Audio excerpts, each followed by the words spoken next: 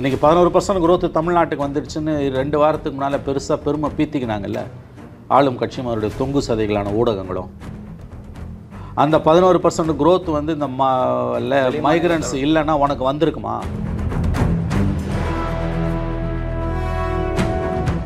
இன்றைக்கி தமிழ்நாட்டில் இருக்கக்கூடிய புலம்பெயர் தொழிலாளர்களில் 3ல் 1 பங்கு அவன் ஊருக்கு திரும்பிட்டான்னா தமிழ்நாடு பொருளாதாரம் அதில் பாதாளத்துக்கு போகும்.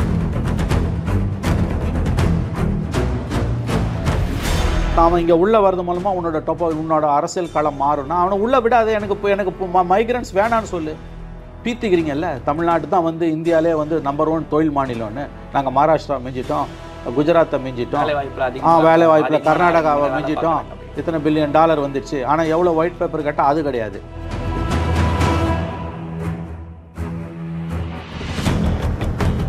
நான் சொல்கிறேங்க, 30% இங்கே இருக்க புலம்பெயர் தொழிலாளர் வெளியில் போனான்னா உங்கள் தமிழ்நாடு இண்டஸ்ட்ரி படுத்துரும். தமிழ்நாடு பொருளாதாரம் கடுமையான பாதிப்புக்கு உள்ளாகும். Construction, real estate, agriculture, food industry, sanitation சுண்ணாம்பாயிடுவீங்க. திராவிட மாடல் ஆட்சி இன்னைக்கு உலகத்திலே வந்து சிறந்த மாடல்னு டெய்லி கூரை மேலே நின்று கூவின்னு இருக்கீங்கல்ல, அது சந்தி சிரிக்கும்.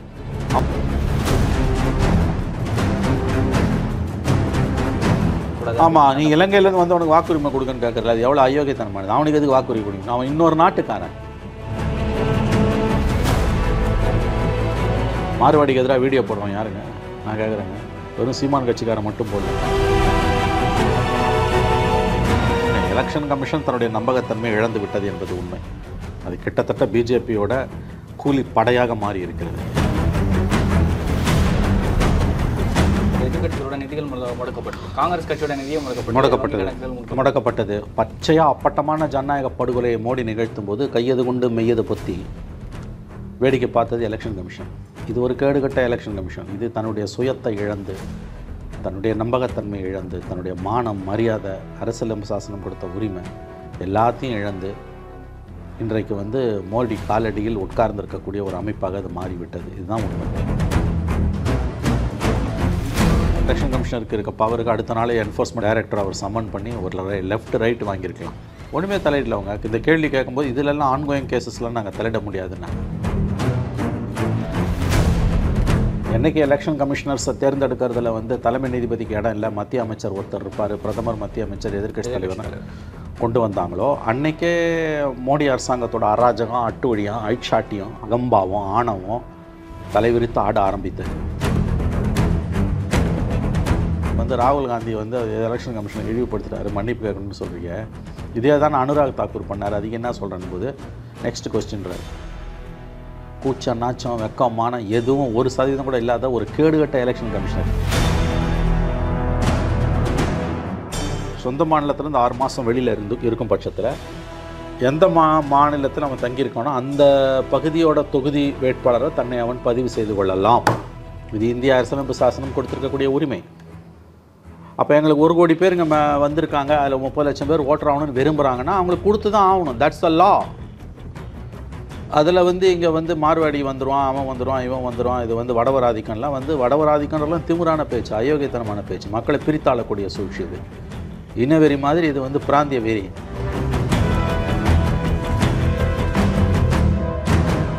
பாம்பேயில் கூடுதலாக ஓட்டரை சேர்க்கறது, பீகாரை ஓட்டரை கெடுக்கிறது, ஓட்டரை டீலிஸ்ட் பண்ணுறது. ஸோ இது பிஜேபி செய்யக்கூடிய அராஜகம்.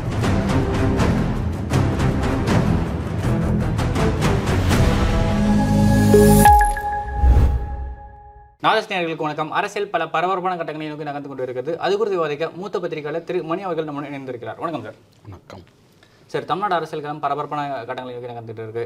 கடந்த வாரம் விஜய் அவர்களோட மாநாடு இருந்துச்சு, அதன் தொடர்ச்சியாக பல விஷயங்கள் வந்து பேசப்பட்டிருந்துச்சு. பீகார் தேர்தலுக்காக முதல்வர் அவர்கள் பீகாருக்கு வந்து பயணப்பட்டிருக்கார். தமிழ்நாட்டில் இருக்க சூழ்நிலை இப்படி இருக்கிறப்போ வந்து பார்த்தீங்கன்னா இவர் பீகார் போகிறதுக்கான காரணம் என்ன, இதுக்கான தேவை ஏற்படுது? பீகார் தேர்தலுக்காக போகலங்க, தவறு, உங்கள் கேள்வியே தவறு. பீகாரில் வந்து வாக்காளர்கள் பட்டியலில் ஏற்பட்ட மோசடி, அதுக்கு போயிருக்கு. தொடர்ச்சியான ஒரு ரேலி தான். ஆனால் அது எப்படி பார்க்கப்படுதுன்னா தேர்தலை ஒட்டி தான் அதை பார்க்கப்படுது. வெல், தேர்தலை ஒட்டி 2 மாதத்தில் அந்த தேர்தல் இருக்குது. அது கரெக்டு. இப்போ ஐ மீன் அது நீங்கள் அந்த ஆங்கிளில் அப்படி பார்க்குறீங்கன்னா அது அது சரி தவறுன்னு சொல்கிறது எப்படின்னு எனக்கு தெரியல. ஏன்னா இந்த SIR பிரச்சனை ரிப்போர்ட் வச்சு அவங்க ஆல்மோஸ்ட் Special எல்லா இடத்துலையும் இது பண்ணாங்க. ஆமாம் ஆனா இப்போ பெங்களூர் உட்பட குஜராத் உட்பட பல இடங்கள் அவங்க கிளைம் பண்றப்போ தலைநகர் டெல்லி மாதிரியான இடங்கள் அதை பண்ணாம தேர்தல் நடக்க போற பீகார்ல அவங்க பண்றது வந்து பார்த்தீங்கன்னா இந்த தேர்தல் இல்லை இந்தியா பூரா SIR நாங்கள் அமல்படுத்த போகிறோம்னு எலெக்ஷன் கமிஷன் ஏற்கனவே சொல்லிடுச்சு. அது ஒவ்வொரு மாநிலமாக வந்துக்கிட்டு இருக்கோம். இப்போ அடுத்து வந்து மேற்கு வங்கம், அஸ்ஸாம், தமிழ்நாடு, கேரளா, பாண்டிச்சேரி அடுத்த ஏப்ரல் மேலே. ஆமாம், 7 மாதத்தில் எலெக்ஷன் இருக்குது. அதனால் இந்தியா முழுவதும் நடக்கக்கூடிய ப்ராசஸ் அது. இங்கே ஒரு பிரச்சாரத்துக்கு போகல, அது புரிஞ்சுக்கணும். இட் இஸ் நாட் பிரச்சாரம். இது வந்து தேர்தலுக்காக போகல. வாக்குச்சாவடி வாக்காளர் பட்டியலில் ஏற்பட்ட முறைகேடு 65 லட்சம் பேர் நீக்கியிருக்காங்க. அதை கண்டித்து, அந்த முறைகேடை கண்டித்து ராகுல் காந்தி பீகார் முழுவதும் பயணம் மேற்கொண்டிருக்காரு. அதில் பல்வேறு கட்சித் தலைவர்கள் இவர் இப்போ அகிலேஷ் யாதவ் கலந்துக்கிட்டு இருக்காரு, பிரியங்கா காந்தி நேற்று கலந்துக்கிட்டாங்க, ரேவந்த் ரெட்டி நேற்று கலந்துக்கிட்டார். இன்றைக்கு வந்து நான் காங்கிரஸ் லீடர்ஸ், நான் பிஜேபி லீடர்ஸ் கலந்துக்கிறாங்க. அதில் வந்து இன்றைக்கி ஸ்டாலின் போய் கலந்துக்கிறார். இது இந்தியா கூட்டணியோட ஒரு முக்கியமான உறுப்பினர்ன்ற முறையில் அவர் இதில் கலந்துக்கிறாருன்னு நம்ம சொல்லலாம். அதை தாண்டி அவருக்கு ஏதாவது தேசிய அபிலாஷைகள் இருக்கிறதா, நேஷ்னல் அம்பிஷன்ஸ் இருக்கான்னு கேட்டிங்கன்னா அது வேறு கேள்வி. அது அந்த அடிப்படையிலும் கூட அவர் அங்கே கலந்து கொண்டிருக்கலாம் என்ற ஒரு பார்வை இருக்குமே. ஆனால் அந்த பார்வை தவறு என்று நாம் சொல்ல முடியாது. Okay sir. ஆனால் இதில் வந்து தேர்தலுக்காக மட்டும் இல்லை அப்படின்னு இல்லை தேர்தல் என்பது வந்து எங்கேயோ இப்போ ஏப்ரல் இப்போ பீகார் எலெக்ஷன்ஸ் வந்து அக்டோபர் நவம்பரில் வருது. பீகார் தேர்தலுக்காக அவர் அங்கே போகல, அதை புரிஞ்சுக்கோங்க. தேர்தல் நோட்டிஃபிகேஷன் என்ன வரலையே, நிச்சயமா. அப்போ யாருக்கு பிரச்சாரம் பண்ணுவார்? இல்லை பிரச்சாரம் இந்த சென்ஸ் இது எல்லாமே வந்து பாஜகவுக்கு எதிராக தானே. இல்லை இது பீகார் தேர்தலுக்கானது கிடையாதுங்க. பீகார் தேர்தலில் இருக்கக்கூடிய வாக்காளர் பட்டியல் முறைகேடு சம்பந்தமானது. எலெக்ஷன் கேம்பெயின் இதை நம்ம சொல்ல முடியாது. எலெக்ஷன் கேம்பெயின்னா இவரோட கேம்பெயின் எல்லாம் வந்து அங்கே செலவில் சேர்ப்பாங்க, நிச்சயமாக எக்ஸ்பென்சஸில். நோட்டிஃபிகேஷனே வரலையா? செப்டம்பர் எண்டு அக்டோபரில் தான் நோட்டிஃபிகேஷன் வரும், நவம்பரில் தான் அங்கே எலெக்ஷனு. ஸோ இது தேர்தல் பிரச்சாரம் இல்லை. பீகாரில் இந்தியா கூட்டணியோட தேர்தல் பிரச்சாரம் கிடையாது. இது வாக்காளர் பட்டியலில் ஏற்பட்ட முறைகேடை கண்டித்து கிட்டத்தட்ட ஒரு 17 நாள் அங்கே பயணம் போகிறாரு. ரேலி மாதிரி போகிறாங்க. ஆமாம், ரேலி போகிறாரு, அது நடந்து போகிறாரு, வாகனங்களில் போகிறாரு, பைக்கில் போகிறாரு. அதில் வந்து இந்தியா கூட்டணி தலைவர்களும் கலந்துக்கிறாங்க. அதில் ஒரு மெம்பராக இந்தியா கூட்டணியோட ஒரு உறுப்பினர் என்கின்ற முறையில் ஸ்டாலின் அங்கே போயிருக்கார். அவர் என்ன பேசுவார், ஏதாவது பேசுவாரா என்னன்றதெல்லாம் நமக்கு இது வரைக்கும் தெரியல. ஸோ இதை வந்து நாம் வந்து தேர்தலோடு முடிச்சு போட முடியாது. வாக்காளர் பட்டியல் முறைகேடோடு சம்மந்தப்பட்ட, ஏன்னா அடுத்து தமிழ்நாட்டில் இந்த முறைகேடு பண்ணலான்னு இவங்க பயப்படுறாங்க.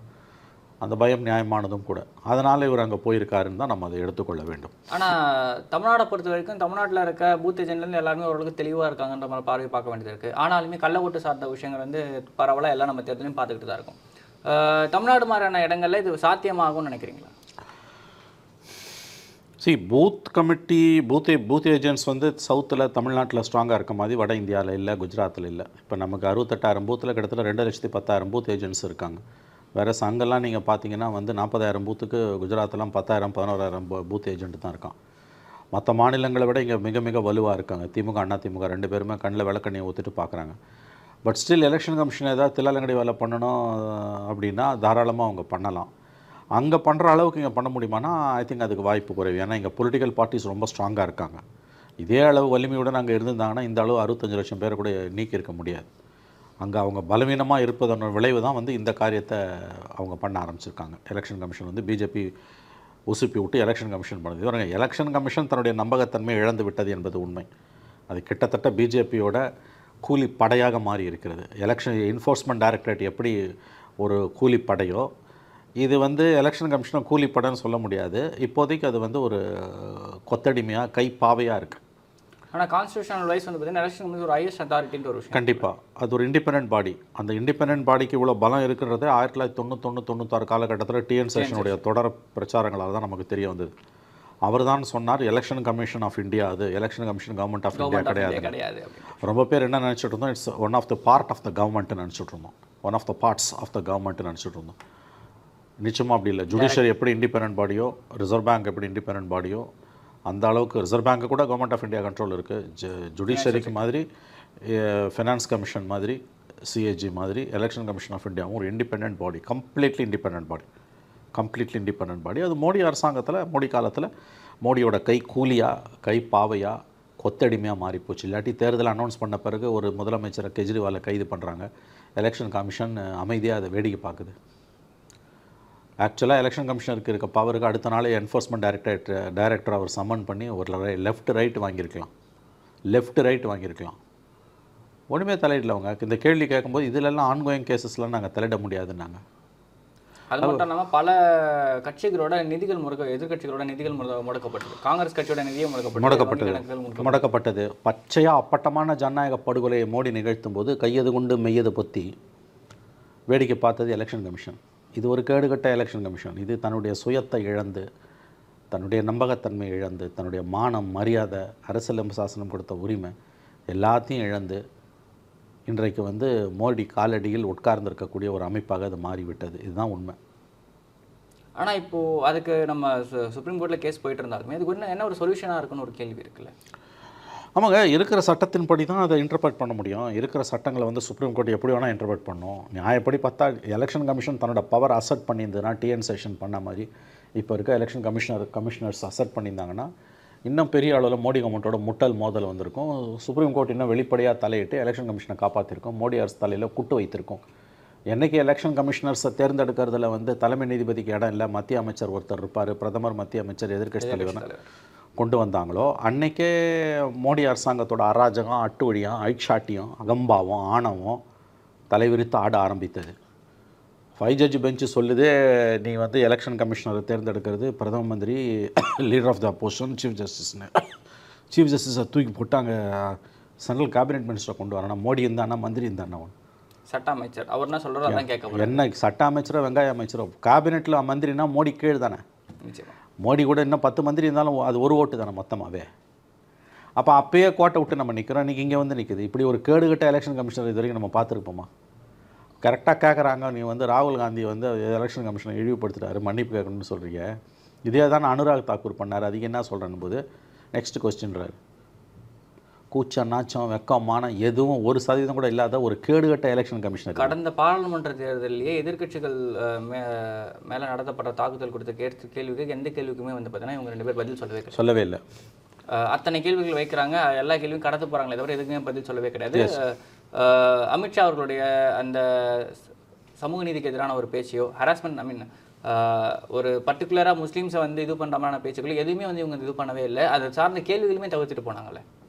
அதுதாங்க முழுக்கம் அது கைப்பாவையாக மாறி நிற்குது. கடந்த காலங்களில் எலெக்ஷன் கமிஷன் இப்படி பண்ணதே கிடையாது. ஓட்டு திருட்டு நடந்திருக்குன்னு ராகுல் காந்தி சொல்கிறாரு, அவர் மன்னிப்பு கேட்கணுன்றா, இல்லைன்னா அவர் வெளிப்படையாக மன்னிப்பு கேட்கணும், இல்லைன்னா வேறு என்ன சொன்னாங்க, அஃபிடவிட் ஃபைல் பண்ணி மன்னிப்பு அவர் வந்து அஃபிடவிட் ஃபைல் பண்ணணும், இல்லைன்னா மன்னிப்பு கேட்கணுன்னு. சரி, பண்ணலன்னா நீ என்ன பண்ணுவேன்னா அதுக்கு பதில் இல்லை. அதே சார்ஜ் அனுராக் தாக்கூர் வைக்கிறாரு. அகிலேஷ் யாதவ் வச்சாரு. சரி, அஃபிடவிட் தானே கேட்கறேன், நான் ஆல்ரெடி 4 வருஷத்துக்கு முன்னாடி பண்ணதை நான் கொடுக்குறேன், நீ அதுக்கு என்ன ஆக்ஷன் எடுத்த சொல்லு. ஒரு ஆக்ஷனும் இல்லை. சரி, ராகுல் காந்தி வந்து மன்னிப்பு கேட்கணும்னு கெடு விதிக்கிற கமிஷன், அனுராக் தாக்கூர் அதே சார்ஜை ரைபரேலியில் காங்கிரஸ் ஓட்டை திருடிச்சுன்றாரு. எப்படா நீ சொல்லுவ? நீ ராகுல் காந்தியை மன்னிப்பு கேட்க சொல்கிறியா? அகிலேஷ் யாதவ் பிஜேபியோட அந்த இவருக்கு வந்து நீ என்ன வந்து அனுராக் தாக்கூருக்கு என்ன பண்ண போகிறேன்னா பதில் இல்லை கமிஷனர்கிட்ட. வெளிப்படையாக அடுத்த கொஸ்டின்னு போகிறார். அப்போ காலடியில் மோடி காலடியில் உட்காந்துருக்க கோதி மீடியா மாதிரி இன்னொரு கைக்கூலியாக, ஒரு அடிமையாக, கொத்தடிமையாக தான் எலெக்ஷன் கமிஷன் இன்றைக்கி மாறி போய் நிற்குது. பட் அந்த அன்ஆன்சரபிள் கொஸ்டின்ஸ் இருக்குல்ல, அது எப்படி ஒரு கான்ஸ்டியூஷனல் பாடியில் அவங்க ஒர்க் பண்ணுறாங்க, டெமோக்ரஸியில் தான் ஒர்க் பண்ண ஒரு கான்ஸ்டியூஷனில் எல்லாருமே இருக்கும். ஒரு கொஸ்டின் கேட்குறப்ப அது அவங்களால எப்படி அதை கடந்து போக முடியுதுன்னு ஒரு கேள்வி இருக்குல்ல. அதான் நம்ம காலகட்டத்தின் கோலம். ஏன்னா நல்லா கேட்டிங்க, இப்போ கோர்ட்டில் போய் நம்ம கேள்வி கேட்குறோன்னா ஜட்ஜு ஒன்று நம்ம கேட்டதை ஏற்றுப்பார், இல்லை நிராகரிப்பார். அந்த விஷயமே ஒரு புரியலன்னா அமிக்கஸ் குரியன்னு ஒருத்தர் அப்பாயிண்ட் பண்ணி ஃப்ரண்ட் ஆஃப் த கோர்ட் அவர் கோர்ட் ஜட்ஜுக்கு என்லைட்டன் பண்ணுவார். அதில் தன் கருத்தை கோர்ட் தெரிவிக்கும். சப்ஜெக்டை கடந்து கோர்ட் என்றைக்கும் போகாது. ஒன்று தீர்ப்பு வழங்கும், யார் சரி யார் தப்புன்னு, இல்லைன்னா கைட்லைன்ஸ் கொடுக்கும். தெரியாத சப்ஜெக்ட் 99.99% கோர்ட்டுக்கு இருக்காது. ஏன்னா தெரிஞ்சவங்கள வச்சு அதை தெரிஞ்சுப்பாங்க அவங்க. அதுக்கு டைம் எடுத்து அதை அவ்வளோதான். இங்கே எதுவுமே இல்லையா, எதுவுமே இல்லையா. ஒரு தன்னாட்சி பெற்ற நிறுவனமான எலெக்ஷன் கமிஷன் ஆஃப் இந்தியா இன்றைக்கி வந்து ஒரு மான்ஸ்ட்ரஸ் ப்ரொபோஷன்ஸில் ஒரு பெருங்கொள்ளி பிசாசு மாதிரி ஒரு அதிகார போக்கு, 100% எதேச்ச அதிகார போக்கு தான். இல்லாத அதிகாரத்தை எல்லாம் தனக்கு இருப்பதாக அது நினைத்துக் கொள்ளுகிறது. உனக்கு ஒரு அதிகாரமும் கிடையாது, எலெக்ஷன் டைமில் மட்டும்தான் ஃபங்க்ஷன் பண்ணணும். ஆக்சுவலாக வானளவு அதிகாரம் உனக்கு இருக்குது, ஆனால் நீ அதை செயல்படுத்த மாட்டேன்ற, அதான் உண்மை. ஒரு பக்கம் இல்லாத அதிகாரத்தை கையில் எடுத்துக்கிறது, இன்னொரு பக்கம் இருக்கிற அதிகாரத்தை செயல்படாமல் இருக்கிறது. தேர்தல் காலங்களில் எலெக்ஷன் கமிஷன் தான் நம்பர் 1. காலரை பிடிச்சி பிரைம் மினிஸ்டர் கூட வந்து காலரை பிடிச்சி இழுத்துன்னு போகலாம், செய்ய மாட்டான். ஆகவே சிஸ்டம்லாம் ஒழுங்காக தான் இருக்குது எழுத்தில்.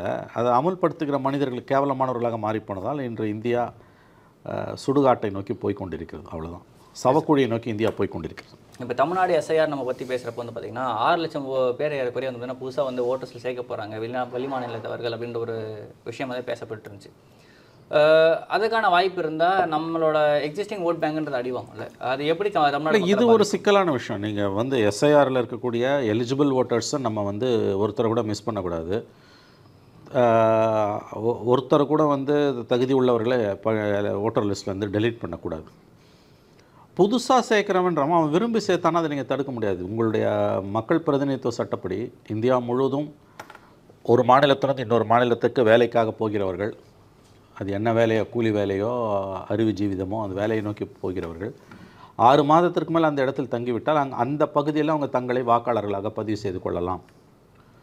இப்போ டெல்லி போகிறான், பெங்களூர் போகிறான்னா அங்கே வந்து அவன் 6 மந்த்ஸ்க்கு மேலே ஒர்க்கில் இருக்கான், 2 இயர்ஸ் அவனுக்கு அங்கே சர்வீஸு, அல்லது எப்போ திரும்ப வருவோன்னே தெரியாது, முடிஞ்ச வரைக்கும் ஓடட்டும் நாங்கள் வேலை செய்கிறோம். அவன் விரும்பும் பட்சத்தில் சொந்த மாநிலத்திலேருந்து 6 மாதம் வெளியில் இருக்கும் பட்சத்தில் எந்த மாநிலத்தில் அவன் தங்கியிருக்கானோ அந்த பகுதியோட தொகுதி வேட்பாளரை தன்னை அவன் பதிவு செய்து கொள்ளலாம். இது இந்திய அரசியலமைப்பு சாசனம் கொடுத்துருக்கக்கூடிய உரிமை. அப்போ எங்களுக்கு 1 கோடி பேர் இங்கே வந்திருக்காங்க, அதில் 30 லட்சம் பேர் ஓட்டர் ஆகணும்னு விரும்புகிறாங்கன்னா அவங்களுக்கு கொடுத்து தான் ஆகணும். தட்ஸ் த லா. அதில் வந்து இங்கே வந்து மார்வாடி வந்துடுவான், அவன் வந்துடுவான், இவன் வந்துடுவான், இது வந்து வடவராதிக்கம்லாம் வந்து வடவராதிக்கம்லாம் திமிரான பேச்சு, அயோக்கியத்தனமான பேச்சு, மக்களை பிரித்தாளக்கூடிய சூழ்ச்சி. இது இனவெறி மாதிரி, இது வந்து பிராந்திய வெறி. நீ போய் பெங்களூரில் எத்தனை லட்சம் குடும்பங்கள் செட்டில் ஆகிருக்கு? கோலார் போன்ற இடங்களில் ஏன் பெங்களூரில் வந்து தமிழர்கள் போய் அங்கே செட்டில் ஆகி வாக்காளர்களாக, ஐடி எம்ப்ளாயிஸு, அதை தாண்டி வாக்காளர்களாக பதிவு செஞ்சவங்களே இன்றைக்கி பெங்களூரில் கர்நாடகாவில் வந்து கிட்டத்தட்ட வந்து 35% மேலே வந்து தமிழர்கள், 30-35%. நான் சொல்கிறது கூடவே கூட இருக்கலாம். அங்கே யாரும் வந்து நீ ஏன் தமிழர்களை வந்து வாக்காளர் லிஸ்ட்டில் சேர்க்கலன்னு கேட்கலையே? பாம்பேயில் கேட்கலையே? டெல்லியில் கேட்கலையே? இப்போ தமிழ்நாட்டில் வரானா நீ எது குதிக்கிற? ஒன்று தார்மீக ரீதியில் அவன் மாநிலத்தோட வளர்ச்சிக்கு கான்ட்ரிபியூட் பண்ணும்போது அவன் விரும்பும் பட்சத்தில் சொல்கிறான், அவனுக்கு வாக்காளர் ஆகிற உரிமை உண்டு. அவன் இங்கே தான் இபி பில் கட்டுறான், எல்லாம் அவங்க தான் கட்டுறான், எல்லா பொருளும் கொடுக்கல் வாங்கல் வந்து எல்லாமே பண்ணுறான், வணிகம் பண்ணுறான், அது மூலம் பிஸ்னஸ் வருது, வேலை வாய்ப்பு உருவாகும், பல விஷயங்கள் நடக்கும். இருக்கிறப்போ அவர் வெளிமாநிலத்துலேருந்து வந்தாங்கன்னு அவங்களை ஒதுக்க முடியாதுன்றேன். 2 விஷயம் சார். ஒன்று தார்மீக ரீதியில் அவங்கள ஒதுக்கி வைக்க முடியாது. தார்மீக ரீதியில் தப்பு. அவன் உழைப்பு மட்டும் தப்பு.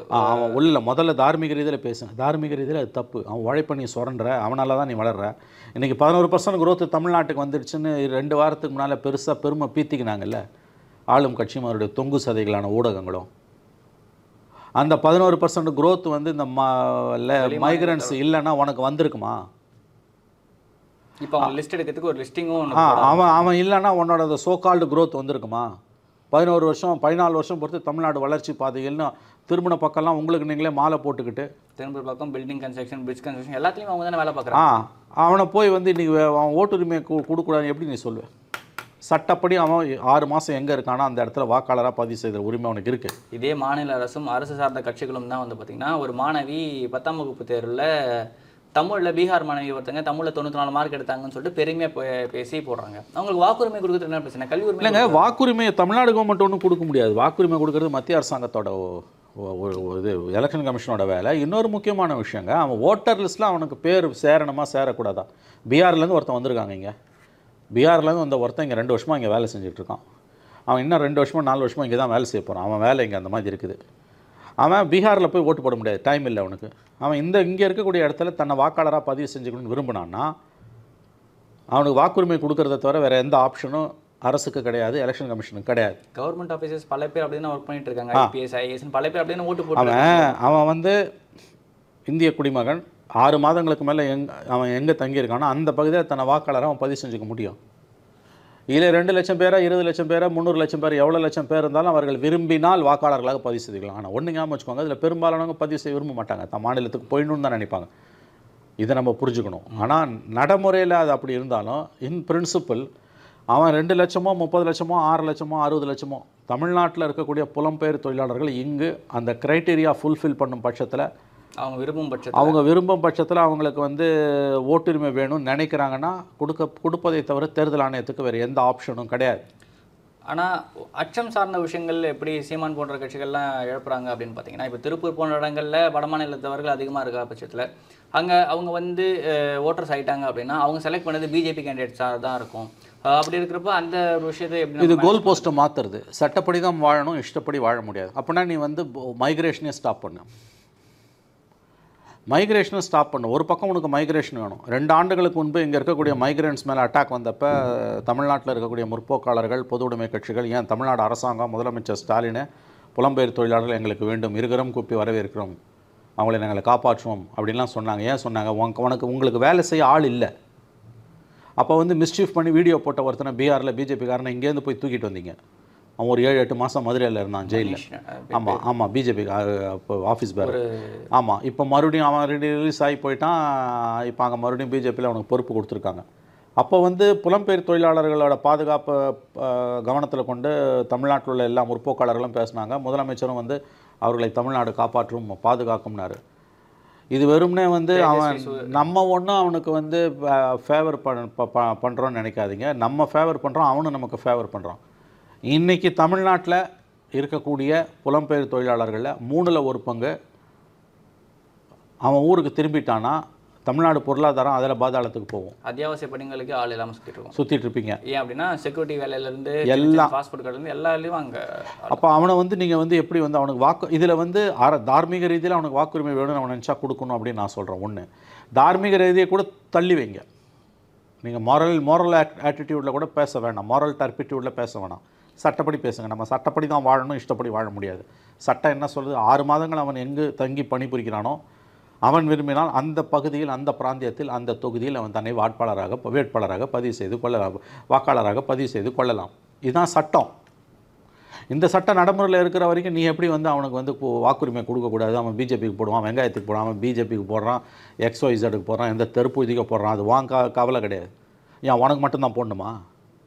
இல்லை, நான் தெரியாமல் தான் கேட்குறேன் நான். அப்படி அது உனக்கு அவன் இங்கே உள்ளே வரது மூலமாக உன்னோட அரசியல் களம் மாறும்னா அவனை உள்ளே விடாது. எனக்கு மைக்ரன்ஸ் வேணான்னு சொல்லு. பீத்திக்கிறீங்கல்ல, தமிழ்நாட்டு தான் வந்து இந்தியாவிலே வந்து நம்பர் 1 தொழில் மாநிலம்னு. நாங்கள் மகாராஷ்டிரா மிஞ்சிட்டோம், குஜராத்தை மிஞ்சிட்டோம், வேலை வாய்ப்பில் கர்நாடகாவை மிஞ்சிட்டோம். இத்தனை $1 பில்லியன் வந்துடுச்சு. ஆனால் எவ்வளோ ஒயிட் பேப்பர் கேட்டால் அது கிடையாது. எவ்வளோ வேலை வாய்ப்பு? சிம்பிள் கொஸ்டின் அன்புமணி ராமதாஸ் கேட்குறாரு. நீ இது 2022, 23 அங்கங்கே வெளிநாட்டுக்கெல்லாம் போனீங்கல்ல, எவ்வளோ வந்தது? இப்போ எவ்வளோ வந்து புரிந்துணர்வு ஒப்பந்தத்தை தாண்டி அடுத்த ஸ்டேஜில் இருக்குது? எவ்வளோ பேருக்கு வேலை கொடுத்துருக்காங்க? இதை மட்டும் சொல்லுன்றாரு. நீ ஒயிட் பேப்பர்லாம் கொடுக்க வேணாம். அதுக்கு பதில் சொல்ல மாட்டேன்றாங்க. கேட்டால் என்ன சொல்கிறாங்க? அந்த தகவல்கள்லாம் நம்ம தெரிவித்தோம்னா அது வந்து முதலீட்டாளர்களை பாதிக்கும்னு. யாருக்கு அதில் பூ சுற்றுறாங்க? இதுக்கு என்ன ஸ்மக்லிங்காக பண்ணுற நீ? இல்லை தப்பான தொழில் எதாவது பண்ணுறீங்களா? உண்மை என்னென்னா, இவங்க ப்ராமிஸ் பண்ண அளவுக்கு, இவங்க பீத்திக்கின அளவுக்கு, இவங்க தம்பட்டம் அடிச்சுக்கிட்ட அளவுக்கு இங்கே முதலீடும் வரல, ஒரு வெங்காயமும் வரல. முதலீடு இங்கே வரதா சொல்லப்பட்ட ஒரு சில நிறுவனங்கள் வந்து குஜராத், ஆந்திரா போன்ற இடங்களுக்கு மைக்ரேட் ஆகிருக்கு. ஃபைன். இப்போ இதில் நம்ம அந்த முதலீடு ஒயிட் பேப்பரை கூட கேட்கலங்க. இங்கே அவன் வந்திருக்கான், அவன் ஓட்டர் ஆகணும் விரும்பினானா கொடு. நீ ஒன்றும் கொடுக்க தேவையில்லை, அவன் கொடுத்துருவான் மோடி கவர்மெண்ட்டு. நீ வந்து இங்கே வந்து எலெக்ஷன் கமிஷனை கொடுத்துருவான். நீ அவனை வந்து இருகரம் குப்பி வரவேற்கணும். அங்கே தகராறு பண்ணனா நான் சொல்கிறேங்க, 30% இங்கே இருக்க புலம்பெயர் தொழிலாளர் வெளியில் போனான்னா உங்கள் தமிழ்நாடு இண்டஸ்ட்ரி படுத்துரும். தமிழ்நாடு பொருளாதாரம் கடுமையான பாதிப்புக்கு உள்ளாகும். Construction, real estate, agriculture, food industry, sanitation சுண்ணாம்பாயிடுவீங்க. திராவிட மாடல் ஆட்சி இன்றைக்கி உலகத்திலே வந்து சிறந்த மாடல்னு டெய்லி கூரை மேலே நின்று கூவின்னு இருக்கீங்கல்ல, அது சந்தி சிரிக்கும். அவன் மட்டும் அதில் 3ல் 1 பங்கு நான் சொல்கிறேன். 1/3 of the migrants, if they return to their respective states, Tamil Nadu economy will collapse. சில பேர் வைக்கிற வாதம் எப்படி இருக்குன்னு பார்த்தீங்கன்னா, வேலை வாய்ப்பு வந்து பார்த்தீங்கன்னா இவங்களால தான் பறி போகுது, இதனால தான் நம்ம ஆளுங்க வெளிநாட்டு போய் வேலை பார்க்க. இல்லை, இதெல்லாம் அபத்தமான ஆர்குமெண்ட். இதெல்லாம் என்றைக்கோ தீர்க்கப்பட்டு விட்டுடுச்சு. Migrants are the best ambassadors of growth. இன்றைக்கி இல்லை, மனித குலத்தின் வரலாறு முழுவதும் புலம்பெயர்ந்தவர்கள் தான் மனித குலத்தை உய்வித்திருக்கிறார்கள், மனித குலத்தை வாழ்வித்திருக்கிறார்கள், வாழ்வித்து கொண்டிருக்கிறார்கள், வாழ்விக்கப் போகிறார்கள். Malaysia, Singapore live example. எல்லாமேங்க உலக வரலாறு பூரா மைக்ரண்ட்ஸ் தான் வந்து வளர்ச்சிக்கான முக்கியமான உந்துகோலாக இருந்திருக்கிறது, முக்கியமான உந்து சக்தியாக இருந்திருக்கிறது. அது வேறு ஆர்குமெண்ட்டு. அதுக்கு எதிராக பேசுகிறவங்க அதை அறத பழசலானவர்கள். நான் சொல்கிறது வாக்காளர் பட்டியலில் தமிழ்நாட்டில் இருக்க மைக்ரண்ட்ஸ் தங்கள் பெயரை சேர்க்க விரும்பினால் அவர்களை சேர்த்து கொள்வதை தவிர அரசுக்கோ எலெக்ஷன் கமிஷன் ஆஃப் இந்தியாவுக்கோ எந்த விதமான மாற்று வழியும் கிடையாது. அவர்கள் தாங்கள் விரும்பும் பட்சத்தில் வாக்காளர் பட்டியலில் சேர விரும்பினால் அதில் எந்த தவறும் இல்லை. இந்திய தேர்தல் ஆணையம் அதனை அனுமதிக்க வேண்டும். மாநில அரசுக்கு ஒன்றும் அதில் ரோலே கிடையாது. டியூவல் என்ட்ரி இருக்குது அப்படின்ற மாதிரி கம்ப்ளைண்ட் அது அட்ரஸ் பண்ணுங்கள், அதுக்கு சாஃப்ட்வேர் டெவலப் பண்ணுங்கள். டியூவல் என்ட்ரி இருந்தால் தூக்கி போடுங்க அவனை. ரேஷன் கார்டுக்கு டியூவல் என்ட்ரி இல்லைங்க, இன் பிரின்சிபல் இதை புரிஞ்சுக்கோங்க. இன் பிரின்சிபல் மற்றதெல்லாம் விட்டுருங்க. இன் பிரின்சிபல் ஒரு புலம்பெயர்ந்த தொழிலாளி 6 மாதங்களுக்கு மேல் அவன் எங்கு தங்கி பணிபுரிகிறானோ அந்த மாநிலத்தில் அவன் வசிக்கக்கூடிய பகுதியில் வாக்காளனாக இந்திய தேர்தல் ஆணையத்தின் வாக்காளர் பதிவேட்டில் ஓட்டர் லிஸ்ட்டில் தன் பெயரை சேர்த்து கொள்வதற்கான உரிமை அவனுக்கு இருக்கிறது. சட்டம் தந்த உரிமை. ஒரு பக்கம் அந்த சட்டத்தையும் வச்சுட்டு இன்னொரு பக்கம் நாங்கள் அனுமதிக்க மாட்டோன்னு பேசுவது அயோக்கியத்தை. நாடுகள்லேருந்து வந்த அகதிகளுக்கு குடியுரிமை கேட்குற இதே கட்சிகள் தான் பக்கத்து மாநிலத்திலேருந்து வந்தவனுக்கு வாக்காளர் இது கொடுக்கக்கூடாது. ஆமாம், நீ இலங்கையிலேருந்து வந்தவனுக்கு வாக்குரிமை கொடுக்குன்னு கேட்குறல, அது எவ்வளோ அயோக்கியத்தனமானது. அவனுக்கு எதுக்கு வாக்குரிமை கொடுக்கணும்? அவன் இன்னொரு நாட்டுக்காரன், இவன் சொந்த நாட்டுக்காரன். இதில் நல்லா ஞாபகம் வச்சுக்கோங்க, பெரும்பாலானவங்க அதை விரும்ப மாட்டாங்க. பீகார்லேருந்து வந்தவங்கலாம் இங்கே ஓட்டர் ஆகிடணும்னு விரும்ப மாட்டான். எவ்வளோ சீக்கிரம் முடியுமோ அவ்வளோ சீக்கிரம் அங்கே போகணும் தான் விரும்புவோம், அல்லது எலெக்ஷன் டைமில் போயிட்டு வரணும்னு விரும்புவோம். பீகார் இருக்கிறவங்க கேட்டால் ஒன்று லாலுஜி இல்லை நிதிஷ்ஜி, 2 ஜி தான். அவன் எங்கே வந்து கருணாநிதிக்கோ ஜெயலலிதா ஸ்டாலினுக்கோ எடப்பாடிக்கு எங்கே ஓட்டு போட போகிறான். உடனே வடவர்கள்லாம் வந்துடுவாங்க, பிஜேபி ஜெயிச்சிடும், அதனால் அதை தடுக்கணும்னா அறிவு இருக்கா இப்படிலாம் பேசுகிறதுக்கு? நான் கேட்குறேன். இப்படிலாம் பேசுகிறானுங்க உட்காந்துங்க டிவியில். அப்படி பார்த்தா பாரிஸ் மார்க்கெட்டே ஒரு பர்டிகுலர் குரூப்பில் இது ஒரு நாடுங்க. மார்வாடி அடித்து தோன்றுறோம். இதெல்லாம் சட்டப்படி தப்பான பேச்சு. இவர்கள் மீது சட்டப்படி நடவடிக்கை எடுக்கலாம். நான் சொல்கிறேன், இந்த மாதிரிலாம் பேசுகிறாங்கல்ல மார்வாடிகளை. ஆமாம், அரசியலமைப்பு சாசனத்துக்கும் சட்டத்துக்கும் எதிரானது. மார்வாடிகளை அடித்து தோன்றுறோம். இது சட்டப்படி தவறான விஷயம், நடவடிக்கைக்கு உரிய விஷயம், சட்ட நடவடிக்கைக்கு உரிய விஷயங்கள். இந்த மாதிரியான வீடியோஸை போடுறது கூசாமல் போட்டுன்னு இருக்கானுங்க. எல்லாம் தலைகீழ் நடக்குது இந்த மாநிலத்தில். லட்சக்கணக்கான சொல்லுகிறார், லட்சக்கணக்கான தமிழர்கள் இன்றைக்கி வந்து பாம்பேயில் இருக்காங்க, டெல்லியில் இருக்காங்க, அதை விட அதிகமாக கர்நாடகாவில் இருக்காங்க. கர்நாடகாவோட டெமோகிராஃபியை நம்ம மாற்றிருக்கோம். 40% தமிழர்கள்றான். எல்லா செக்டார்லேயும் வாக்காளர்களாகவே பதிவாயிட்டாங்க. இப்போ அந்த மக்கள் அங்கேருந்து இதே ஆயுதத்தை கையில் எடுத்தால் உன் கதை என்ன? ஆகவே இந்த பிரிவினைவாதம், இது பிரிவினைவாதம். கண்டிப்பாக 15 வருஷத்துக்கு முன்னாடி கர்நாடகாவில் நடந்திருந்த இந்த மாதிரியான பேச்சுக்கள், இந்த மாதிரியான மோதல்கள் இப்போ தமிழ்நாட்டுக்கு வந்திருக்கோம். தமிழ்நாடு பின்னோக்கி இதெல்லாம் என்ன தெரியுமா? ஆளும் கட்சியோட ஆசீர்வாதத்தோடு நடக்கிற விஷயம். ஒரு பக்கம் பீகாரில் போய் இவங்க வந்து எஸ்ஐஆருக்கு எதிரான போராட்டத்தில் முதலமைச்சரே கலந்துப்பார், கனிமொழி கலந்துப்பாங்க, திமுக முக்கியஸ்தர்கள் கலந்துப்பாங்க. ஒரு பக்கம் வந்து ஏக இந்தியான்னு பேச வேண்டியது, இன்னொரு பக்கம் வந்து மைக்ரன்ஸுக்கு எதிராக தான் இறங்காமல் ப்ராக்சிஸை விட்டு ஏதோ ஒன்று ஆற்றுல இறங்கிறதுக்கு முன்னால் எதையோ விட்டு ஆழம் பார்க்கும்ல, அந்த கதை இது. இந்த மாதிரியெல்லாம் வந்து புலம்பெயர் தொழிலாளர்களுக்கு எதிராக, மார்வாடிக்கு எதிராக வீடியோ போடுறவனுங்கெல்லாம் பார்த்தீங்கன்னா திமுகவால் ஆட்டு வைக்கப்படுபவர்கள். நேரடியாக தனக்கு பழி வந்துடக்கூடாதுன்னு இதை செய்கிறாங்க. இந்த மாதிரி பேசுகிறவங்க எல்லாருமே திமுக எதிர்க்க ஒரு மனநிலை தான் இருக்காங்க. அது கதை அழைப்பாங்க. அப்படிலாம் ஒன்றும் கிடையாது. அவெல்லாம் அடிப்படையில் திமுககாரர்கள், திமுகவால் போஷிக்கப்படுபவர்கள். மார்வாடிக்கு எதிராக வீடியோ போடுறோம் யாருங்க? நான் கேட்குறேங்க, வெறும் சீமான் கட்சிக்காரன் மட்டும் போடல, யார் பேசினாலும் தப்புங்க. சீமான் பேசினாலும் சரி, XYZ பேசினாலும் தப்பு. இது ஒரு நாடு, இந்தியா ஒரு நாடு. யார் வேணால் எங்கே வேணால் போய் தொழில் பண்ணலாம். தொழில் பண்ணக்கூடிய இடத்துல, வேலை செய்யக்கூடிய இடத்துல 6 மாதங்களுக்கு மேல் அவன் தன்னுடைய ஜாகை, ரெசிடென்ஸ், வீடு வச்சுருந்தானா, தங்கியிருந்தானா, அங்கே அவன் வாக்காளராக, ஓட்டராக தன்னை பதிவு செய்து கொள்ளலாம். இது சட்டம் கொடுக்கக்கூடிய உரிமை. அது 6 லட்சமா 60 லட்சமான்றதுலாம் ரெண்டாவது. அதனால் அவன் டெமோகிராஃபி மாறுதுன்னா மாறட்டும். அவன் சட்டம் கொடுத்த இடண்டாது. வேணா சட்டத்தை மாற்று, நீ சட்டத்தை மாற்று. 1989 35 வருஷத்தில் 16 வருஷம் கவர்மெண்ட்டில் இருந்தீங்களே, யார் ஆட்சியில் இருந்தாலும் கவர்மெண்ட்டில் இருந்தீங்கல்ல, அப்போ செய்ய வேண்டியதானே இதெல்லாம். ஆகவே இதில் நீங்கள் இன்னொரு விஷயம் புரிஞ்சுக்கணும், பெரும்பாலானவங்க இங்கே வாக்காளர்களாக ஆக விரும்ப மாட்டாங்க. சீக்கிரமாக தான் மாநிலத்துக்கு போயிடணும் தான் விரும்பும். ஒரு சிலர் அது 10% 20% தான் இருக்கலாம், அவ்வளோதான் இருக்கலாம். அவன் விரும்பினானா அவனை கொடுக்குறத தவிர வேறு வழியே கிடையாது உனக்கு, சட்ட ரீதியாகவும் தார்மீக ரீதியாகவும். ஓகே சார், இப்போது இந்த ஓட்டர் லிஸ்ட்டில் டியூவல் என்ட்ரி இது பண்ணுறது கொஞ்சம் ப்ராப்ளமாக இருக்குன்றாங்க. இதே மாதிரியான பிரச்சனை ரேஷன் கார்டுலையுமே இருந்துச்சு. அப்போ வந்து பார்த்திங்கன்னா ஆதார் கொண்டு வந்து யூனிஃபை பண்ணணும்னு சொல்லிட்டு ஒன் நேஷன் ஒன் ரேஷன் அந்த மாதிரி கொண்டு வந்தாங்க. அது கொஞ்சம் அவங்களுக்கு பாசிட்டிவாகவே இருந்துச்சு. 2 இருந்த டியூவல் என்ட்ரி எல்லாமே க்ளோஸ் பண்ணிட்டாங்க. அந்த மாதிரி விஷயத்தை ஏன் ஓட்டர் ஐடியும் கொண்டு வர மாட்டாங்கன்ற ஒரு கேள்வி இருக்குல்ல. அது போலி இப்போ வந்து மகாராஷ்டிராவில் ஓட்டர் அடிஷ்னலாக ஓட்டரை சேர்த்து ஜெயிச்சது பிஜேபி, சந்தேகமே. ஏறக்குறைய ஒரு மணி நேரத்துக்குள்ள 60 லட்சம் ஓட்டுகள் இருந்து ஆமாம், ஓட்டர் அடிஷ்னலாக 40 லட்சம் ஓட்டர்ஸும் என்னமோ 4 மாதத்தில் சேர்த்து ஜெயிச்சிருக்கு. 40 லட்சம் 1 கோடி பேர் சேர்த்துருக்கான்றாங்க. இங்கே பார்த்தீங்கன்னா ஓட்டர் லிஸ்ட்லேருந்து ஆளை டெலிட் பண்ணுறாங்க. பாம்பேயில் கூடுதலாக ஓட்டரை சேர்க்கறது, பீகாரை ஓட்டரை டீலிஸ்ட் பண்ணுறது. ஸோ இது பிஜேபி செய்யக்கூடிய அராஜகம். பிஜேபி செய்து கொண்டிருக்கிற எல்லா பாவங்களையும் தலையாய பாவம் இன்றைக்கி எலெக்ஷன் கமிஷன் ஆஃப் இந்தியாவை சீர்குலைத்து சின்னபின்னமாக்கி கொண்டிருப்பது. இது வந்து கண்டிப்பாக அடுத்த ஆண்டு நடக்கக்கூடிய முக்கியமான தேர்தல்கள் மத்திய மேற்கு வங்கம், தமிழகம், அஸ்ஸாம், பாண்டிச்சேரி, கேரளாவில் கண்டிப்பாக வந்து இப்படியே போச்சுன்னா இது தாக்கத்தை ஏற்படுத்தும். அதை தடுத்து நிறுத்த தான் ராகுல் காந்தி பயணம் போய் கொண்டிருக்கிறார். ஸ்டாலினும் அதில் கலந்து கொண்டிருக்கிறார். மகிழ்ச்சி. இவ்வளோ நேரம் உங்களோட பொன்னான நேரத்துக்கு வந்து நன்றி சார்.